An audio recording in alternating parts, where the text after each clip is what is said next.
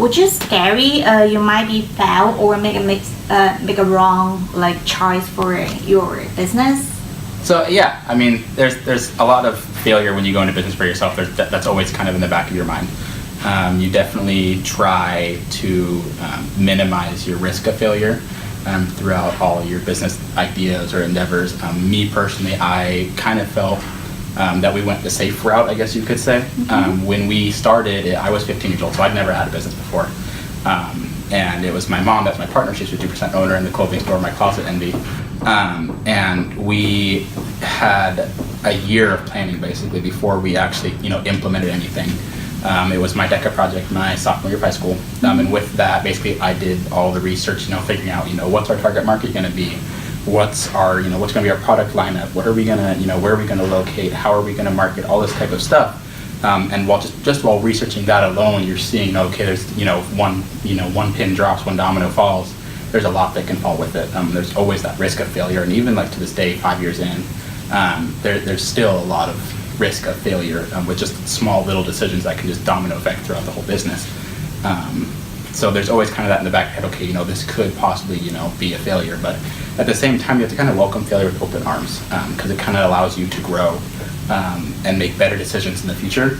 Because when you fail, okay, that's a failure. What can I do to improve that though? There's this quote that I always kind of repeat to myself, and it's that failure is the best success. And that is because once you fail, like I said, you get to know how you understand that, okay, that was maybe the wrong decision. How can I make it better? What can I do next time to correct the situation? Where can I go right next time?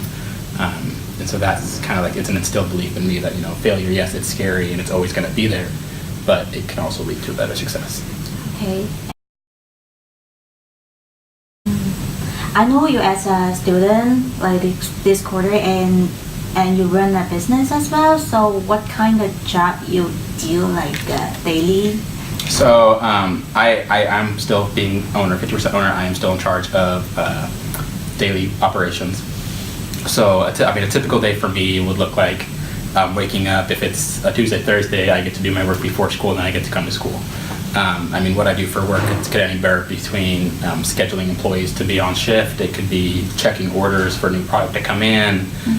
It can be just looking at our marketing plan, seeing what needs to be updated, what needs to be fixed, added in. So there's lots of different parts that are moving constantly that I'm always working on. It's kind of the nice thing about being 50% owners, you don't have to do all of it. There's another owner there that can help you out. And for us, we are a small business, so we don't have the corporate teams that are like 20 people that are working on this one little product. Okay, we're going to bring in this one brand.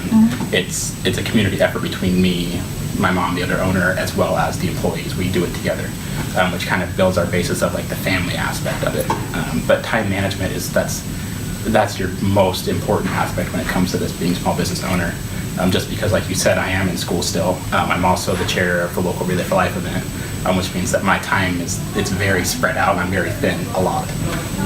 But a daily day is going through the motions of making sure the employees are on time, making sure that stores has the right amount of cash in the till, ready to go for the employees to start the day, making sure that there's product in the store to sell, making sure that the website's active and hasn't coded and all of a sudden isn't working, making sure that social media is updated by the social media person, making sure that my homework's done, making sure that I've been in contact with the community for Relay for Life. There's a lot of things that I do on a daily basis that all in some way tie back, whether it's to the store or to Relay or to the school. It's all kind of tied together. And why you pick this time of the business to open?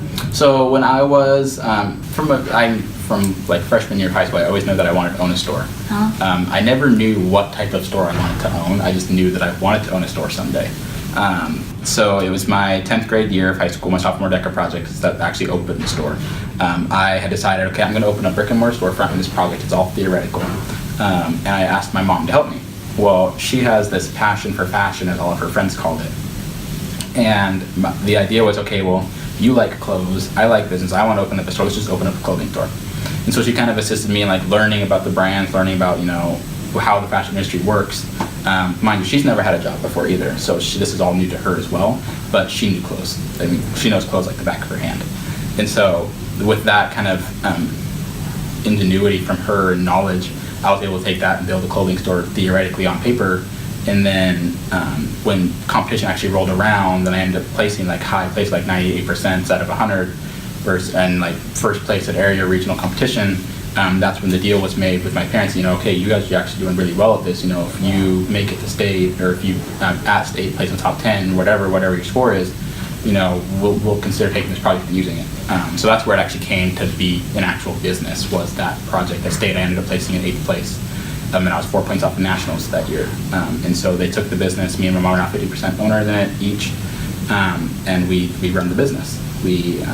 Clothing wasn't necessarily on my mind back when I originally wanted to be a business owner. But over time, it kind of grew, and now I'm big in the fashion industry. My mom still loves clothing, so she still loves to go to work every single day, knowing that she gets to go to work, that she gets to sell her favorite outfits. That's her excitement in the day. And then my brother, he just recently got involved in the fashion industry. He wants to go down to FITM in LA, and he actually launched his own clothing line, Urban Rain, which is sold through my Closet Envy stores. And so that's kind of, it's become more of a family thing, having us all tied together with clothing. So. And could you give me an advice to find a path? So like a path to success type thing? Yeah. I would always say follow your dreams. I think follow your dreams and don't be afraid of failure. Mm-hmm. I think those two paths alone are ones that are going to lead you to greatness in the future. Just because, if you're following what you want to do, you're going to be passionate about it. If you're not afraid of failing, that's, like I said earlier, it's, your failure is something that you should welcome with open arms, because it teaches you what you can do better at next time. Mm-hmm. And just following those two paths and doing them simultaneously, it'll lead yourself to greatness, because you're going to be going after what you like, and you're not going to be afraid to fail at something to get there. Okay. Thank you so much. Yeah. Yeah. Thank you. Thank you.